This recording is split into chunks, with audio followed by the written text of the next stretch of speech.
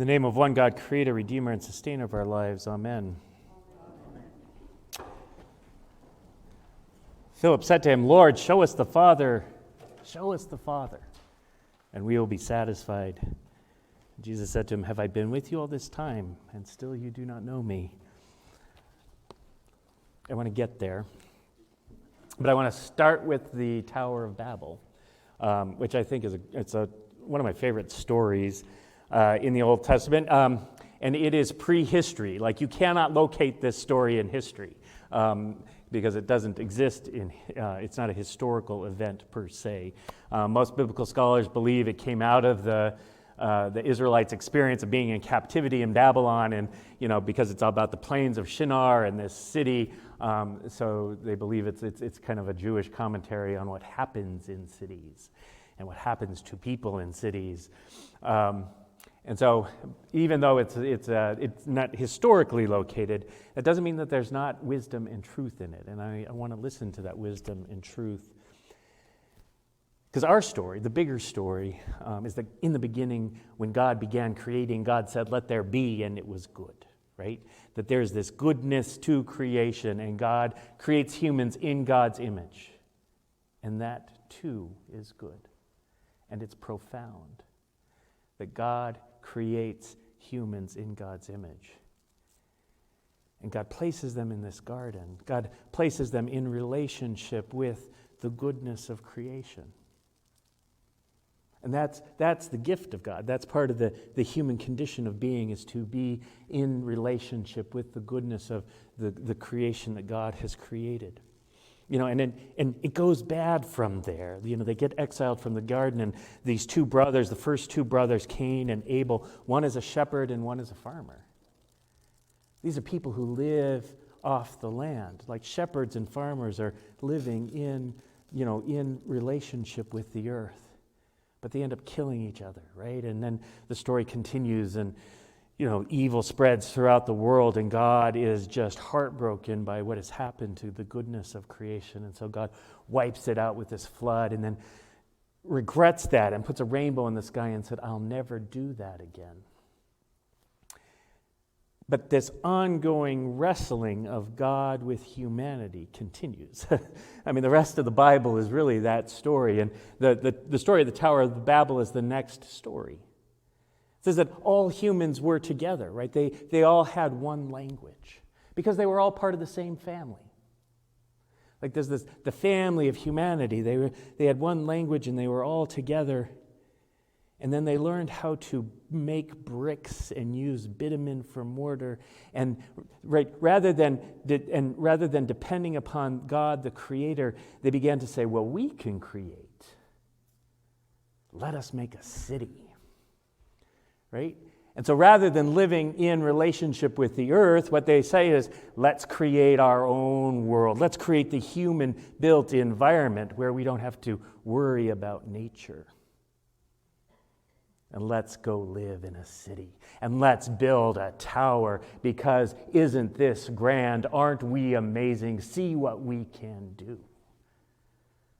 We, too, can be like gods, and let us build a tower that goes up into the sky where the gods dwell, and make a name for ourselves, because we are great. Right? That's the nature of the story.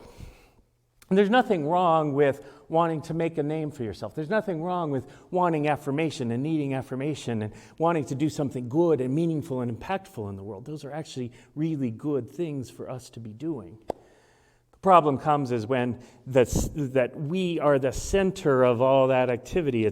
We want to do good so that it's all about our own ego. We want to kind of have meaning because we want to be at the center of meaning, rather than understanding that everything that is good and all meaning comes from God. We get disoriented. We get displaced. And, here we are created in the image of God, and we lose sight of that and want to somehow be gods for ourselves. So these humans who've been created in the image of God, who've been created to be dependent upon God's good creation, are like, no, let us make a city for ourselves and let's be gods. And so God comes down from heaven and realizes, yeah, this is actually probably not going to go in a good direction.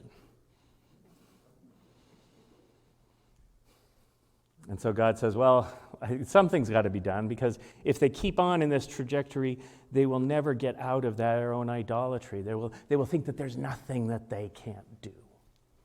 They will think that they're omnipotent. So I will confuse their language and scatter them abroad the face of the earth. And some people see this as a curse, right? They think that somehow the curse of confusing the language and being scattered abroad the face of the earth is somehow a punishment. And I don't know if it necessarily needs to be seen that way. I mean, if you've got a parent with a child, and a child is going a direction that is not in that child's best interest, right? Often a parent will provide the child some sort of corrective measure to kind of change their path, to change their trajectory. And in the corrective measure is a blessing. And so maybe God confuses their languages and scatters them over the face of the earth. That helps correct their pride, but maybe it is also a blessing for them to begin to kind of see one another, for them to begin to realize that, oh, you are different than I am, right? It's not just about me. There's an other there who's different than I am, and maybe I have to learn to see the image of God in them. And maybe I can learn to speak their language. And it shifts the human focus from their own self-aggrandizement to learning how to live in relationship and live in community with those who are different than we are. Maybe that's part of the blessing of the corrective. There's a connection between that story and the Pentecost story. But in the middle, we have the gospel story. I mean, temporally, the gospel happens in between those two stories. And in the gospel story, Philip, Jesus is actually, it's the night before he's crucified, and he's in this upper room celebrating this meal with his friends. And he's telling them that he's about to leave them, that he's about to go. And Thomas says to him, Lord, where are you going? Like, show us the way. Tell us so that we can follow you, because otherwise we don't know where you're going. You show us the way. And Jesus says, I am the way. I am the way, the truth, and the life. And then it's at that point that Philip says, well, just show us the Father and we'll be satisfied. Just show us the Father. And Philip is asking, just show us God. Let us see God. We've been hanging out with you, Jesus, for all this time, and we just want to see God. We just want to know God. This God in whose image we're created. Show us God. And Jesus says, Philip, really? Don't you know that I and the Father are one? Don't you believe that I am in the Father and the Father is in me? And imagine Philip hearing that and actually not believing it. Why would he believe it? He's like, show us the Father. And yeah, he didn't get that Jesus and the Father are one and one or other. And that's why Jesus needs to say what he says. And then Philip's like, okay, what does that mean? That you are in the Father and the Father is in you. And Philip finds himself staring into the face of Jesus, and the image of God is looking at the image of God. And Philip doesn't grasp that. I think it's hard to understand. And Jesus says, you know what? It's just that I am in the Father and the Father is in me. I will give you the gift of the Spirit, and the Spirit will abide in you. So if, the problem with the people who are created in the image of God who wanted to be gods for themselves in the Tower of Babel, they were disconnected from God. They were disconnected from their being created by God. And now Philip is saying, hey, show me God. I feel disconnected. And Jesus says, God is close. God is right before you. And Philip doesn't know what to do with that. How can God be that close? What does that mean?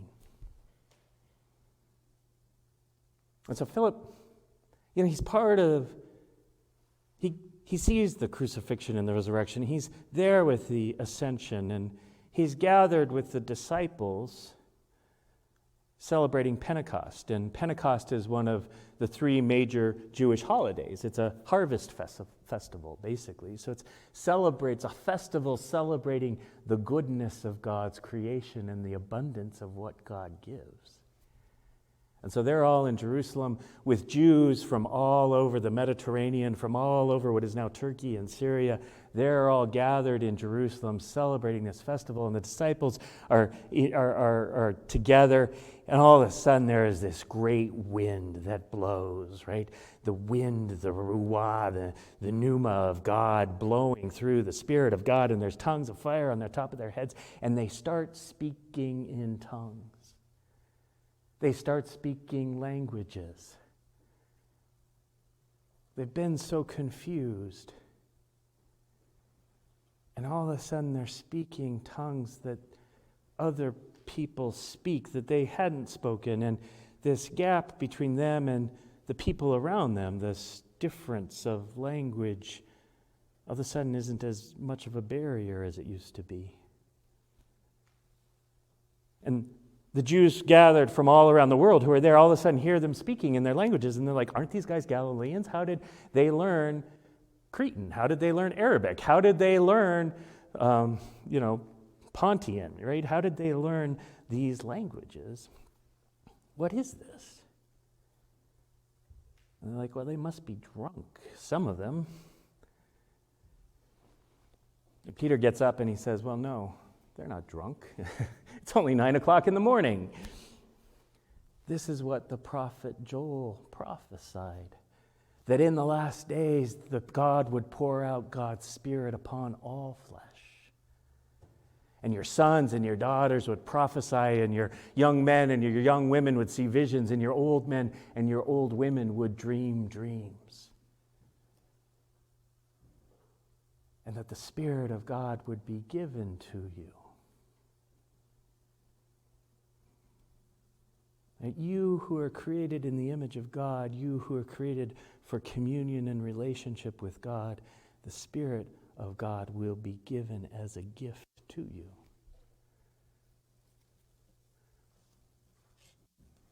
We're all created in the image of God. It's a given. Everybody's created in the image of God. But the Spirit of God is a gift. I mean, it's basically God giving of God's self. Giving of God's self in an act of love and connection and closeness and intimacy that one abides in the Spirit. And the posture, it's our posture, right? I mean, the posture of the Babylonians was one of making themselves God, of relying on themselves, of living in their own world. And they couldn't receive the Spirit of God. Part of the corrective was to confuse their language, to make them realize that they were dependent. But when you have a posture of dependency,